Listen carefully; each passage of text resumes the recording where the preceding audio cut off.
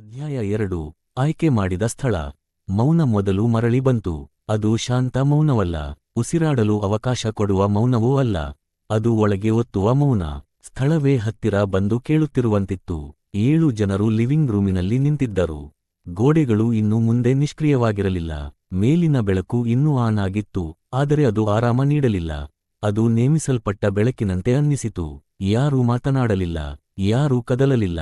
ಉಸಿರಾಟವೇ ಜೋರಾಗಿ ಕೇಳಿಸಿತು. ಮೊದಲು ಮುರಿದವನು ಅರ್ಜುನ್. ಅವನು ಮುಂದೆ ಒಂದು ಹೆಜ್ಜೆ ಇಟ್ಟ. ಮತ್ತೆ ಒಂದು. ಪರಿಚಿತತೆ ಮರಳಿ ಬರಬಹುದು ಎಂಬ ಭ್ರಮೆಯಲ್ಲಿ ಕೊಠಡಿಯನ್ನು ನೋಡಿದ. ಇದು ಏನೂ ಅಲ್ಲ ಎಂದು ಅವನು ಹೇಳಿದ. ಹಳೆಯ ಮನೆ ಅಷ್ಟೇ. ಯಾರೂ ಒಪ್ಪಲಿಲ್ಲ, ಯಾರೂ ವಿರೋಧಿಸಲಿಲ್ಲ. ವಿಲ್ಲಾ ನಿರಾಕರಣೆಗೆ ಪ್ರತಿಕ್ರಿಯಿಸಲಿಲ್ಲ. ಕಡಿಮೆ ಶಬ್ದದ ಕಂಪನ ಮತ್ತೆ ಬಂತು. ಅದು ಒಂದೇ ಸ್ಥಳದಿಂದ ಬರುತ್ತಿರಲಿಲ್ಲ. ಗೋಡೆ, ನೆಲ, ಮೇಲ್ಛಾವಣಿ ಎಲ್ಲವೂ ಒಂದೇ ಸಂಕೇತ ಹಂಚಿಕೊಂಡಂತೆ ಅನ್ನಿಸಿತು. ಮೇಘ ಕೈಗಳನ್ನು ಬಿಗಿಯಾಗಿ ಹಿಡಿದುಕೊಂಡಳು. ನನಗೆ ಇದು ಇಷ್ಟವಿಲ್ಲ, ಅವಳು ನಿಧಾನವಾಗಿ ಹೇಳಿದಳು. ಇದು ಭೂತದಂತೆ ಅನ್ನಿಸಲ್ಲ.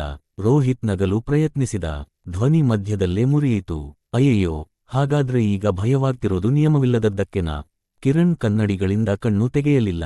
ಈ ಕೊಠಡಿ ನಮ್ಮ ಸ್ಥಾನವನ್ನು ಸರಿಪಡಿಸಿಕೊಳ್ಳುತ್ತಿರೋದು ನಿಮಗೆ ಅನಿಸಲ್ಲವಾ? ಅದೇನರ್ಥ? ಅನನ್ಯ ಕೇಳಿದಳು.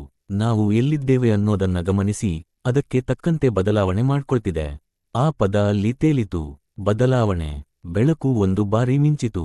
ಯಂತ್ರ ದೋಷದಂತೆ ಅಲ್ಲ, ಪ್ರತಿಕ್ರಿಯೆಯಂತೆ. ದೇವ್ ಮೆಟ್ಟಿಲುಗಳತ್ತ ನೋಡಿದ. ನಾವು ಎಲ್ಲರೂ ಇಲ್ಲಿ ಇರಬಾರದು. ಅದು ತುಂಬಾ ಕೆಟ್ಟ ಐಡಿಯಾ, ಮೇಘ ತಕ್ಷಣ ಹೇಳಿದಳು. ಅಥವಾ ಸುರಕ್ಷಿತ, ದೇವ್ ಉತ್ತರಿಸಿದ. ನಾವು ಒಟ್ಟಿಗೆ ಇದ್ದರೆ ಅದು ಅದನ್ನೇ ಬಯಸಿರಬಹುದು. ಕಂಪನ ಸ್ವಲ್ಪ ಗಟ್ಟಿಯಾದಂತೆ ಆಯಿತು. ವಿಲ್ಲಾ ಕೇಳಿಸಿಕೊಂಡಿತು. ಅವರ ಮಾತು ಮುಗಿಯುವ ಮುಂಚೆಯೇ ಒಂದು ತೀಕ್ಷ್ಣ ಕ್ಲಿಕ್ ಶಬ್ದ. ಒಂದು ಬಾಗಿಲು ತಾನೇ ಅನ್ಲಾಕ್ ಆಗಿದ ಶಬ್ದ. ಎಲ್ಲರೂ ತಿರುಗಿದರು. ಹಾಲ್ವೇ ಲೈಟುಗಳು ಒಂದೊಂದಾಗಿ ಆನ್ ಆದವು. ಅರಾಜಕವಾಗಿ ಅಲ್ಲ, ಕ್ರಮವಾಗಿ, ದಿಕ್ಕು ತೋರಿಸುವಂತೆ. ಇಶಾ ನುಂಗಿಕೊಂಡ. ಇದು ನಮ್ಮನ್ನು ಕದಲಿಸಬೇಕು ಅಂತ ಬಯಸುತ್ತೆ. ಭೂತಗಳು